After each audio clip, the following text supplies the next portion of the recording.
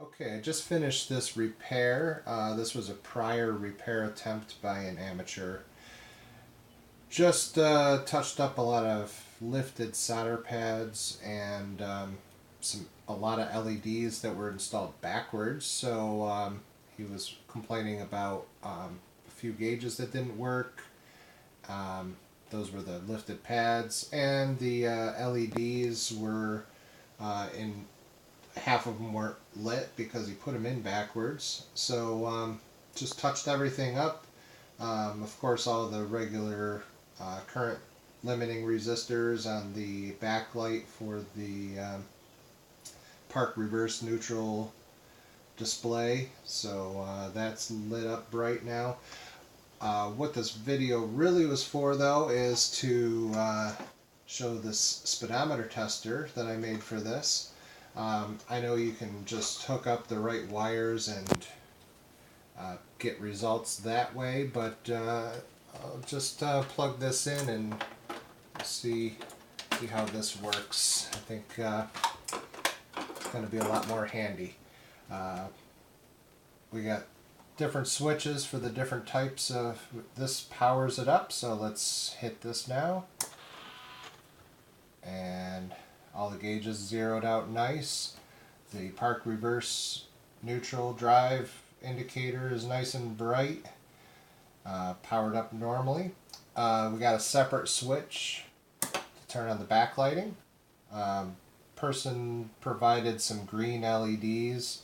Not sure I like these. It shows a lot of hot spots right over the dome of the LED, but he provided them. That's the ones he wanted, so that's the ones he got. Then I got a separate switch here for the flashers, or for the turn signals to test. Made a little simple 555 timer circuit and put it inside the box here so that it flashes at the same frequency that turn signal would flash at. Not a big deal for testing it. You can just test it with it on steady, but I thought it looked cool to just add that little feature on there to make it flash. But so another thing you can do with this, without powering up the gauges, you can just power up the backlight.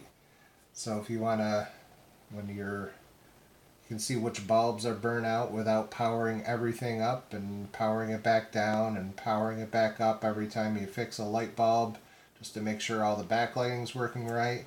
And also signal flashes work independently. I have one other thing that I have next door to this. You're probably wondering what this is. Well, it's a little frequency generator, and I just set it up to 100 hertz, and I can run up the speedometer. That gives me about 90 miles an hour, and I can also test the odometer, and that runs it up just over 3,000 RPM with 100 hertz being fed into it. So that's all for now, but this is my new speedometer setup rig for when I rebuild these. Thanks for watching.